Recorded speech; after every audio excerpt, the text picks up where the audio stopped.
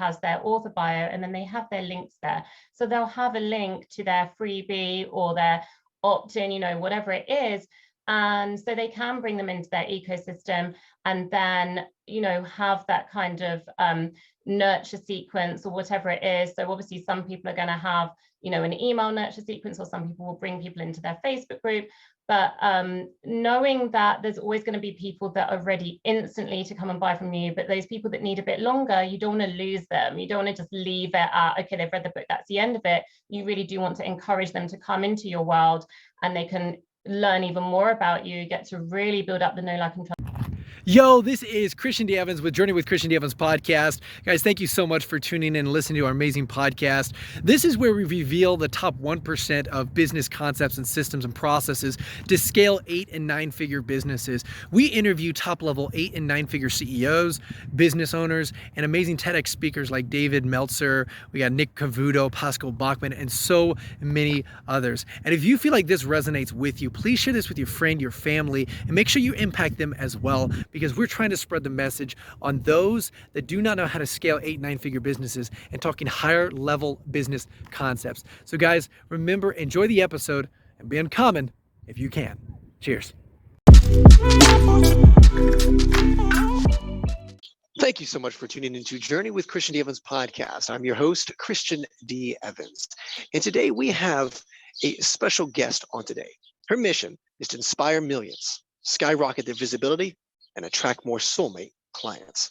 She's been an international best-selling author and journalist turned PR strategist and a publisher. She works with entrepreneurs to help them stop being the internet's best-kept secret and become the go-to expert and create a much bigger impact in the world by sharing their story and expertise in the press and in best-selling books. She launched her business following a decade working as a journalist, during which she was published in virtually every UK newspaper and many magazines. She's worked for a number of 7-figure business owners and has also helped hundreds upon hundreds of entrepreneurs learn how to do their own PR. As the founder of Inspired World Publishing, she publishes solo and multi-author books featuring business owners, and with a story to share and expertise to impact. She's been featured in Forbes, Entrepreneur, Huffington Post, and so much more. My friend, the one and only Dina Behrman. How are you doing today, Dina? I'm doing really well. Thank you so much for having me today. I'm really excited to be here. Hey, I'm very excited as well, because what's so incredible is you take all your knowledge and be able to create a very simplified system to help individuals get their word out. And though, let me ask you right off the bat, Dina, what would you find is like the number one problem that a lot of people, maybe a misconception or a hurdle that prevents them from actually, going down the path of writing a book? Yeah, so I think whether it's the PR side of things or the book side of things, I think lots of people find the idea of it very overwhelming, and so they just don't know where to start. And so a lot of people are just put off from even exploring how it could work for them. I think a lot of people feel that maybe they don't have an exciting enough or interesting enough story to tell. Some people feel like they're not kind of qualified enough because, there's always going to be other people out there doing the same thing as us. And so if you're, I work with lots of coaches and consultants. And so there's always other people out there that might be, have a larger following or be more well known. And people get caught up in, I think, feeling that they need to have, the really big following or already be really well known to be able to do the book or be in the press, and it's really not the case. And I think it's being able to recognize that you do have a story and you do have expertise that you can share. Yeah, what I see as well is that that's like a limiting belief that holds them back from actually doing it. And so when you're working with someone that maybe struggles with that thought process, what do you do, or how do you able to help them kind of readjust that paradigm and that mindset? Yeah, I think there's things that you can do kind of from a mindset perspective and a practical perspective. So one of the things that I love to do in terms of helping people to really kind of view themselves as experts is literally just making a list of kind of all of your expert credentials, all the things that you've done, any achievements, anything that kind of makes you an expert. And when you actually sit down and write it and you see it in black and white, you realize, so many of us, we've done training, we've had years of experience, maybe we've won awards or been finalists in awards, maybe we've written for different blogs or whatever it is. And when you look at what is it that actually makes you an expert, what are those expert credentials that you have, I think it can be really helpful to start to from a mindset perspective, to start to view yourself as an expert and realize, actually, I know a lot, I've done a lot. And also it's helpful from a practical point of view, then if you are kind of pitching the press or when you're thinking about what to share in a book, you've got that overview of what is the expertise that you have, what is it that makes you an expert. Well, and what I found so interesting is, let's kind of like pivot a little bit, because you're exactly right. Having that mindset, building that foundation. And then in this amazing article, you actually on entrepreneur.com, you talk about like 6 tips on grabbing major media coverage for your business. And the reason why I think is so applicable to what we're talking about is because, again, once you identify that, have that foundation, then you come over here and how do you really go grab that attention? And maybe not go through all 6, but I'd love for maybe to really hit on 1 or 2 that you found like really, really applicable for our audience. Yeah, so I feel you'll put me on the spot a bit, because do you know what? I can't remember what I included in that article. That's terrible, isn't it? No worries, no worries. I actually have it in front of me. So make it a hell yes. Share your story. Make it timely. Write a clickbait headline. Short and sweet is best. Get yourself media ready.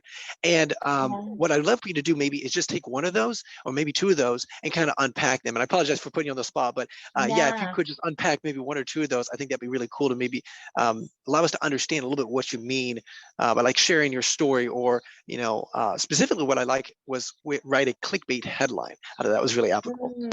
Yeah. So the story part I really love because, as you mentioned at the start, I spent a decade working as a journalist, and the stories are the things that really, if you're pitching to the press, those are the things that really will draw the journalist in. And when I did training to become a journalist, we're taught to always look for the human interest element. And so when you are someone that wants to pitch to the press and you share your story, then that is that human interest element. It's giving it that kind of deeper emotional connection, and that's really going to resonate with the audience, the readers, the listeners, or whoever. And so including a story when you're pitching the press is something that helps.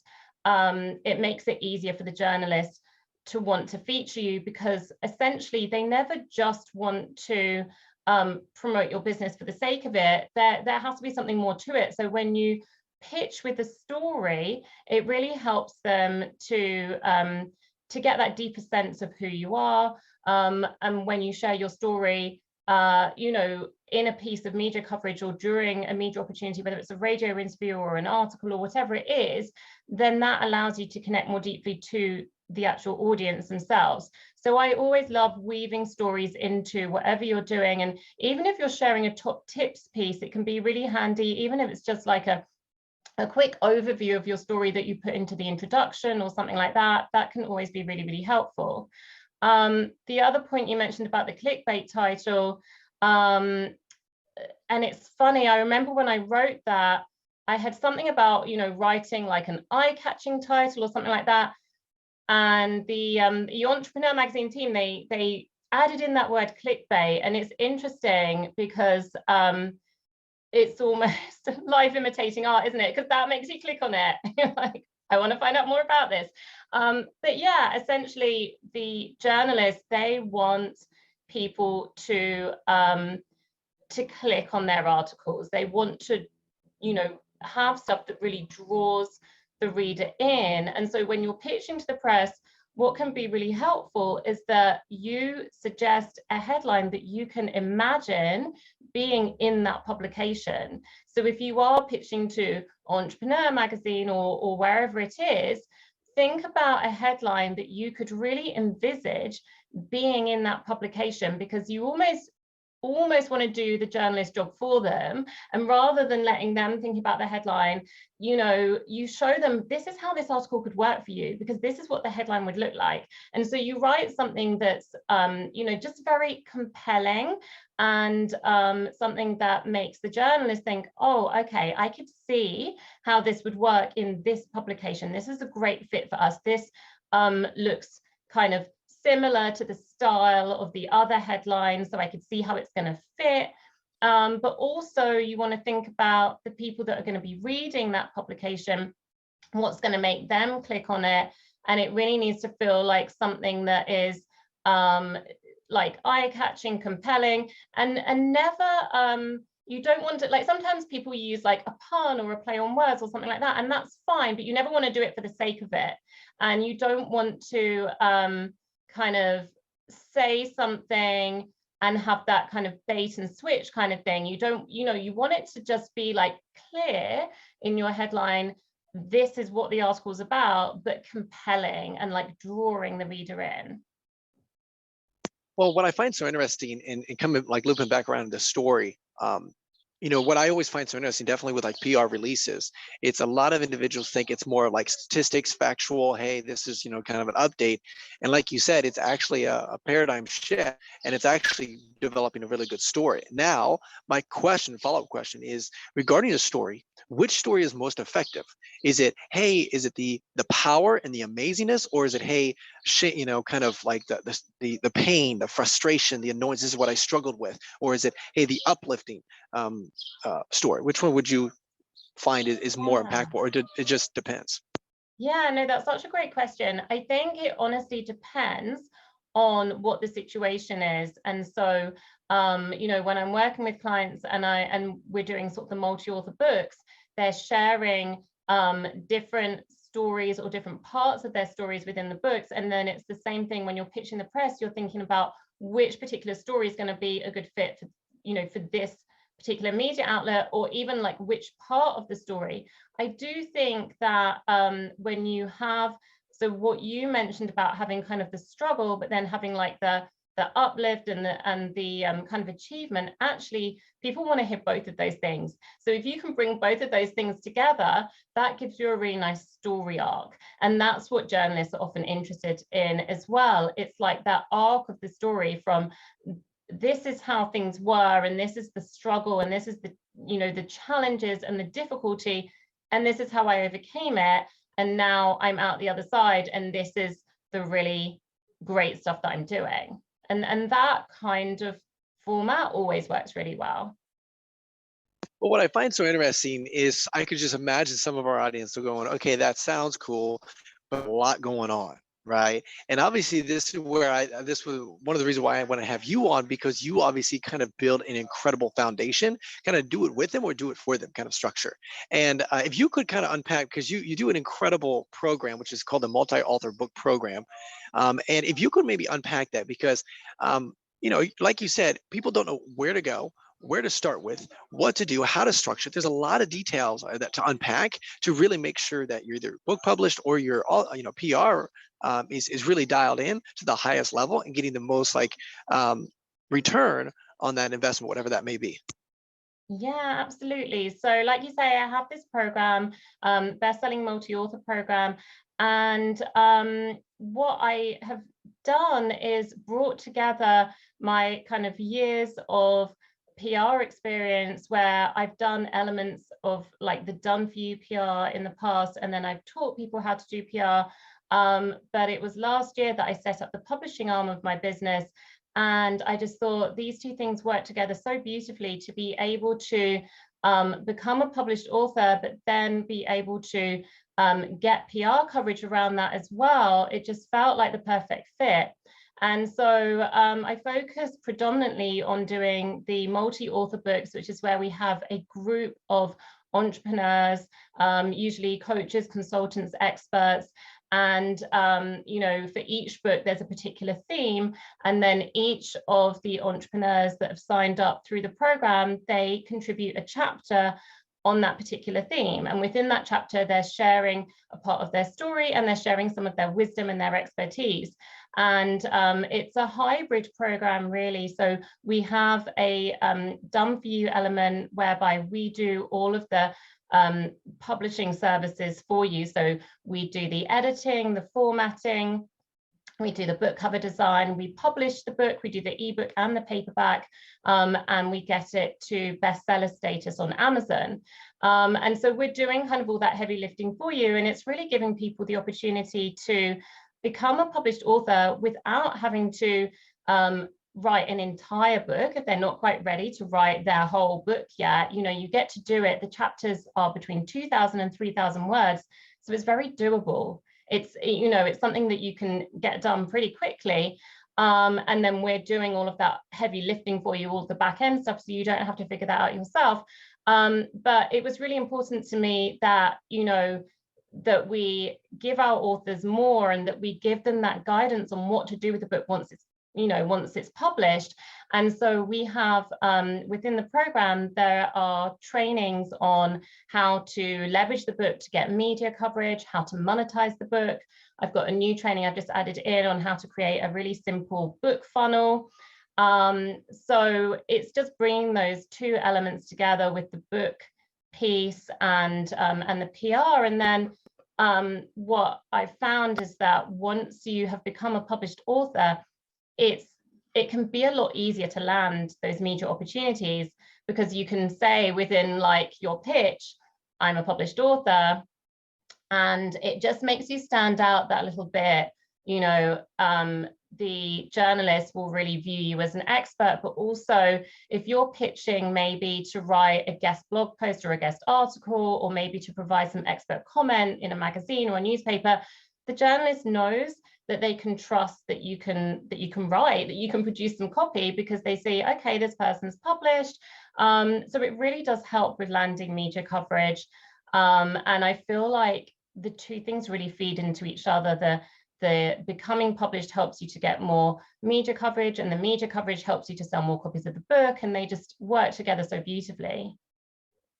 You know, what I like of what you're doing here, because like you said, it's the actually writing the book is a whole project within itself. But then you also assist these individuals in the marketing, the structure, the best-selling aspect behind it, making sure that you really get a published, good result from whatever that may be. And let me ask you, because there's what I found, because I'm in the process of writing a book as well, and I realize, okay, there's a lot that goes on, much more than you may think, and there's a lot of strategies and tactics, and it's all dependent upon obviously what you want, right, result. I've seen some books where it's more of like just education and training. Some books have a call to action, which is, hey, do something, come over here and take a look at our resources, get into our ecosystem, our community a little bit. There's others where it's, hey, a call to action of purchase another book or something along that line. And I just always found this interesting, because it's so many different strategies and tactics, and it's all dependent upon obviously that author's kind of, what's the end result, what's our goal. Is it more of just getting them in their ecosystem? Is it, obviously giving them a offer of some sort of product or service? And correct me if I'm wrong, but you also help them, because kind of what you're saying, also help them with the strategies and the tactics in regards to like, hey, how should we structure this, and what do you want? What's the result that you're looking for? Is that correct? Yeah. Like you say, there's lots of different ways you can do it. Sometimes it's about kind of testing different things. But personally, what I love is what you mentioned about bringing people into your ecosystem. So, when people read your book, they get to have, like I was saying before, it's like that deep emotional connection with you. They get to find out more about you and your background and your personality, and, the challenges that you've overcome and everything like that.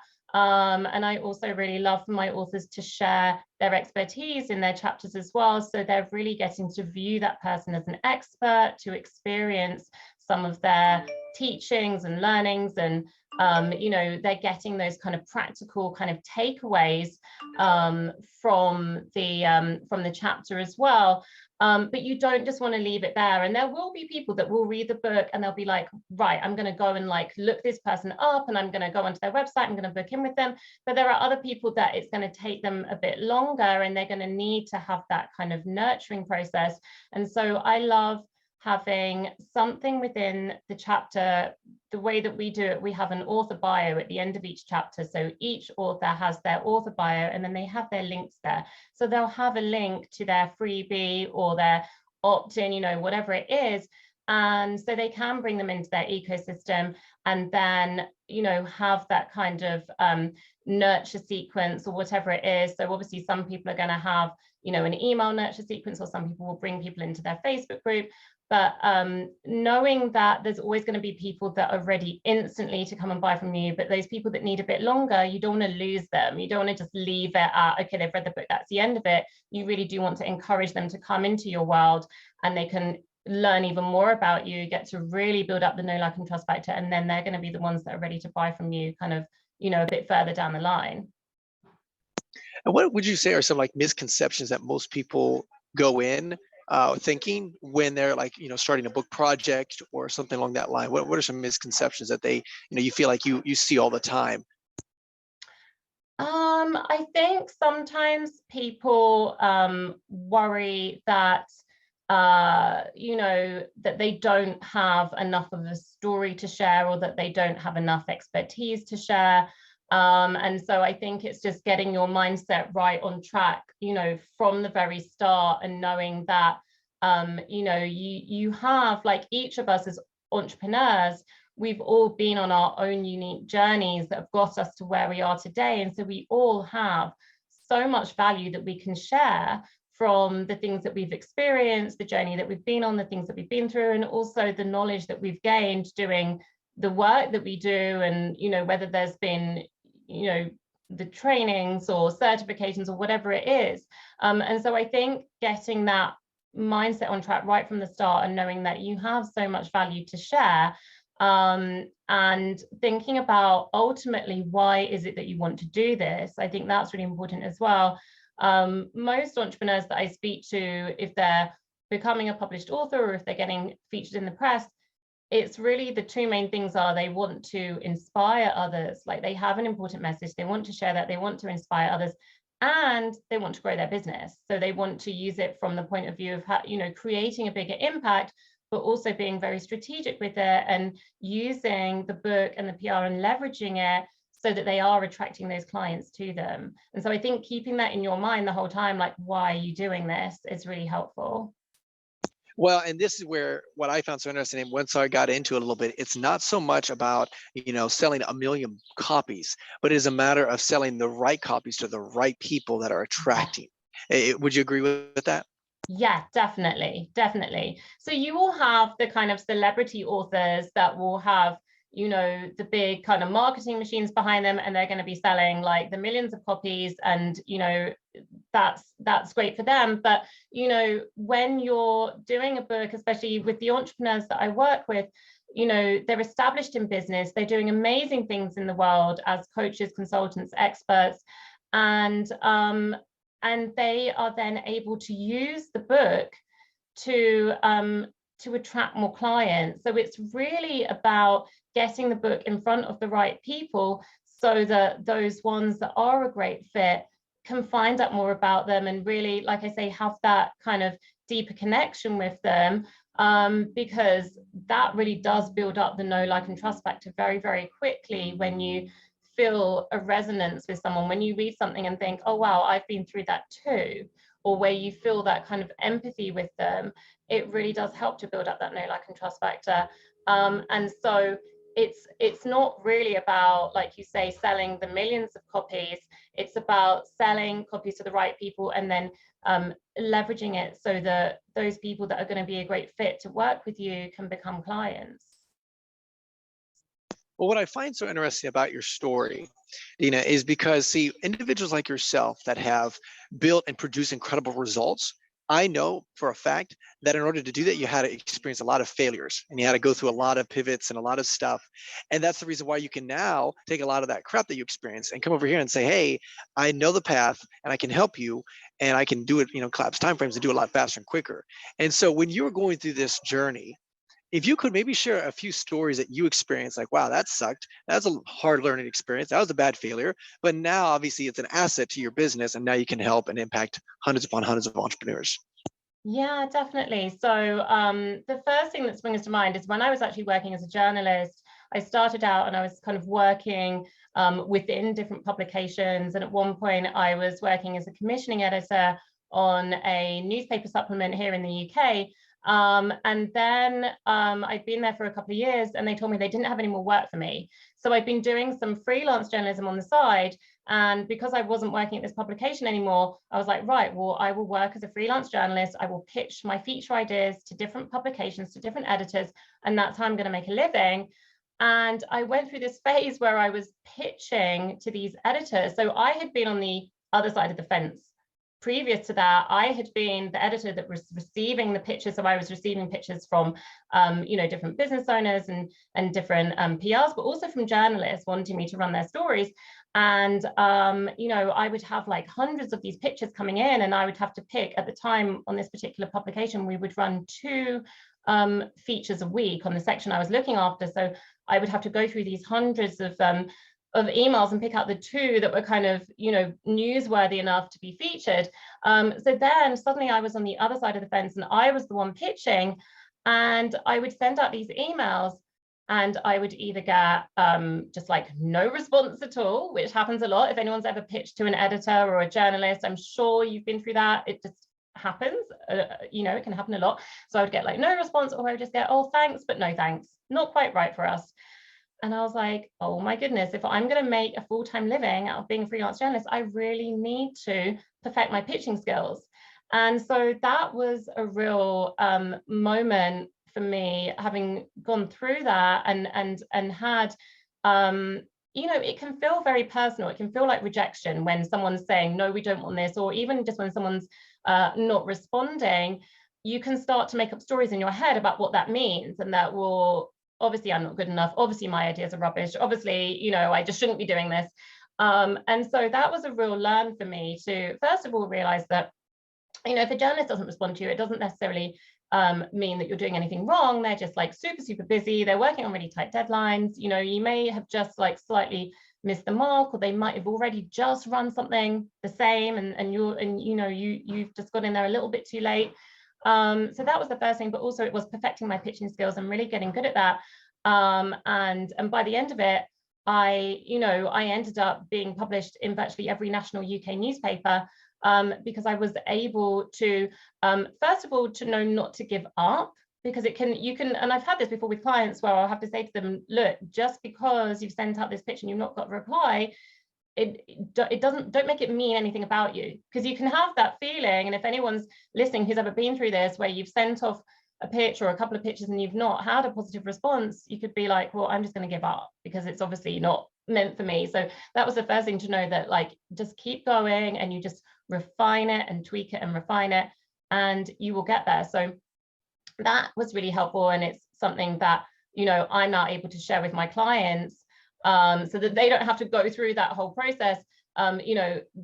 This is kind of the step-by-step process that I would use for pitching, and I can give them my pitch outlines, and I have kind of, when I work with clients on the PR side, I have kind of swipe files and things like that, so they can see the pitches that I've used. But also just from the mindset point of view, to be able to tell my clients, don't make it mean anything. There's so many reasons why, like, journalists are just like super busy and whatever, and just to keep going and keep tweaking and testing. And I really appreciate you sharing that with me. And so when you were walking through that path and you had to fight yourself with those mindset and those, those thought processes, who came alongside you or aligned with you, or was like a mentor that kind of, fed into you? Anybody that you had? I don't know that there was anyone at that time. I was initially, I set up my business, first started out as a side hustle when I was still doing the freelance journalism. And so I did start immersing myself into different kind of online groups and kind of Facebook communities, particularly with other groups of female entrepreneurs. And so I think probably at that time, when I was just starting to kind of get going with my business, I think it was kind of sort of being around other entrepreneurs. And when I first started out with my business, having been through that process with the journalism side of things, I think I probably kind of just figured it out myself. It was like trial and error, and I was very determined. I knew I wanted to keep going with it, and so it was just kind of figuring it out myself. When I first started up my business, and I was doing a mixture of kind of done for you copywriting and PR and you know, sort of marketing for people. I made all the kind of rookie mistakes that you could imagine. I was undercharging. I didn't know who my ideal client was. I would literally take on like any client. I ended up doing copywriting for the most random companies, like writing about security systems and computers. And you know, I had one job where I was writing for I rewrote the website for a gas company. So I kind of made all those mistakes at that point. Yeah, undercharging, overworking, not having boundaries in place, not knowing who my ideal clients were. And that was, I think, a mixture of just following different kind of entrepreneurs online. And eventually I had my first daughter, and sort of took some time off from work. And then when I came back to work, this was 7 years ago, I decided to go all in on my business. And I hired a business coach at that point, because I was like, you know, I had this renewed sense of purpose. I decided to stop doing the journalism. I'd got to the point, I'd done it for 10 years and it had been great, but I'd got to the point where I wasn't loving it as, you know, as much as I had done. And I really was very passionate about my business, but about doing it full time and going all in on the business and not just having it as the side hustle. And that's when things changed for me and I really started taking it more seriously. And I've worked with different coaches over the years, and I love working with coaches. I love having people that have been there and walked that path, and they can, you know, teach you what they've learned and mistakes to avoid and things like that. And just having that guidance and support has been really invaluable. Well, that's why I asked that, and I appreciate being authentic and sharing the frustration, the hurdles, because then that allows people to understand. Oh, wow, I've been there, I've done that. I know exactly what she's talking about, and I definitely want to avoid that. And like you said, you've already been there, and you can basically collapse timeframes and say, hey, you know what? I can walk alongside you and tell you what to do, what not to do, because I know, and I've already been there. Now, I do want to ask you because you know, I could just hear some of our audience saying, okay, this is cool. I like this. This is I want to do it and take action. However, though, having the proper expectation, right? And saying, okay, you know, it's going to take some energy. It's going to take some focus and, you know, top of mind priority. And so, you know, kind of help me walk through, like, what does that timeline look like? Obviously, it depends on, okay, the content creation, the development of the book and so forth, that timeline, but also, you know, effectively, you know, deploying it tactically and strategically. Yeah, so when we do the multi-author books, it really is something that can be done very quickly. So the authors typically write their chapters within 3 to 4 weeks. We have trainings that they can follow, and we give them a structure to follow so that they're doing it kind of intuitively. They're doing it, you know, in their own way, but they know what structure to follow. And it's as I said, it's like 2,000 to 3,000 words, so it can you know, it's something that you can get written pretty quickly.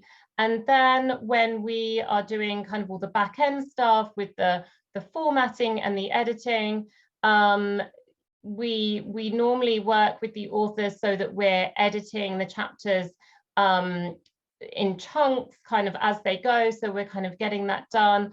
And so once the last person has submitted their chapter, it's going to be normally kind of 6 to 8 weeks before we're able to publish. So it moves a lot quicker than obviously doing a solo book, and a lot quicker than if you were working with a traditional publisher where, you know, the publishing date would be set, you know, much further in advance. So we are able to work through things fairly quickly. And so when the book comes out, we have kind of marketing promo packs that we provide for all the authors, and so that they're able to really talk about the book and promote the book in that week that it's coming out and get really excited about it. And I love that part of it because it is a really exciting thing. And so the day that the book comes out is always really, really exciting. Everyone's sharing it, and it's so nice because we often have authors based all over the world, and everyone's able to kind of share it, obviously with, you know, friends and family, but with their audiences and their social media followings and their, you know, their email lists. And so that's where, you know, that day that the book comes out is where we'll have obviously the big kind of drive for everyone to really buy the book on that day, and help the book to hit the bestseller lists on Amazon. But what I really love about it is that it doesn't end there, and actually that's kind of just the start of things. So we're kind of working towards this book launch day where the book comes out and it's really, really exciting. But it's not just about that. So once the book comes out, we usually launch with the ebook, and then a week or so later we'll have the paperback. So then that keeps the momentum going. And then after that, there's just so many opportunities to leverage the book. So I had a book that a multi-author book that came out a few weeks ago, and I've got a couple of the authors who are getting ready to do in-person events, book readings and book signings that they're doing, because now we've got the paperbacks that have come out, and there's so many different creative ways you know, that the authors can start leveraging those books, and whether it's doing events or, you know, selling them on their website or taking them along to networking events, and also really starting to use their author status when they're pitching to the press as well. Yeah, because you know, I do know that there's so much more to that. Definitely when you're obviously doing a book release, and like you said, being able to leverage that network, having that conversation. I know that's one of the big questions that you most likely get a lot. Is like, okay, what happens then? How do I get on the Amazon bestseller? And how do I do this? And the thing is like, well, we've done it numerous times, hundreds of times with other clients. We definitely can. It's a strategy and it's a tactic that you already know and dialed in. And what I always find interesting, I had a book publisher, and there's just so many fun little things that I didn't even know that they did. So it's like they do a you know, a free audio or something like that, and all of a sudden a snippet of it. Naturally, people put their email in, their information, so it gives them really good, amazing content, and then they put them in an email list, and then getting them to actually, you know, buy the book and that book funnel. And like you said, obviously upselling them and downselling them and stuff. And I just, there were so many fun little things that you could do, but obviously having that experience and expertise like yourself that can lead you in that process, which is really, really remarkable. You know, again, Dina, I really appreciate the immense time and value that you brought today, just talking about really just unpacking your service, what you do, and how you're able to collapse timeframes, the failures that you experience. But now, because of that, you've been able to leverage it and help hundreds on hundreds of people being able to, like you said, share their story and make an impact. And, you know, how can our audience just reach out to you, be part of your community, and be part of what you got going on? Yeah, so if they head over to my website, it's dinabehrman.com, and I'm across social media. Just search for Dina Behrman. And I always love connecting with people. I'm always happy to chat to people, you know, whether it's via, you know, Messenger or whatever. If people have questions about anything to do with getting in the press or becoming a published author, then absolutely feel free to reach out and send me a message. Awesome. And guys, those links will be in the description below. So make sure you literally stop what you're doing. And so many guys like, well, I'll put this on Q3, maybe next year, whatever it is. And the reality is there's no better time than right now to start that process, right?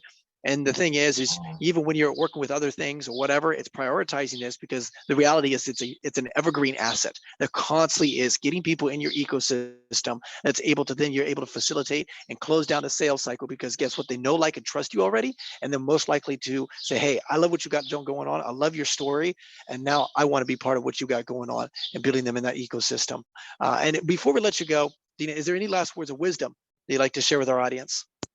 I mean, I just loved what you said about not waiting, not putting it off. I think that it does become something that people sometimes put on their to-do list and think, oh, I'll get round to it.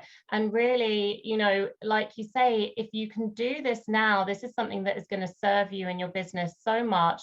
It's going to help you to kind of, there's so many different ways that it helps you. It can help you to position you as an expert, build up your credibility, build your influence, your impact. You can inspire others. You have the kind of funnel expert. It's working for you in so many different ways. And so just taking that time, and especially what I love about the multi-author book is that it doesn't have to take up a lot of your time. It's something that you can get done. And, you know, just imagine being a published author within the next few months. It's just such a great feeling. So I would say if you are thinking about becoming a published author or getting featured in the press or doing both of those things, don't put it off. Like, do it now, because it is going to serve you in so many ways. Awesome. And that is my friend, Dina Behrman. Guys, that is Journey with Christian D. Evans podcast. Until next time, be uncommon if you can. Yo, this is Christian D. Evans, Journey with Christian D. Evans podcast. We thank you so much for listening to this amazing episode. If you feel and you know that this was valuable to you, please show some love to our amazing guest by liking this, by commenting on this, by making sure that you do a nice 5-star review and just show some love to our guest. That'd be really awesome. Also, make sure you share this with a friend, a family, a colleague, someone that you believe would bring value to their life right now. And guys, we just want to say thank you again for just being part of our community. If you want to have more resources, don't be afraid. Go to christiandevans.com. You can actually schedule a phone call with me, or you can send me an email at christian.evans@beUncommonIfYouCan.com. That's christian.evans@beUncommonIfYouCan.com.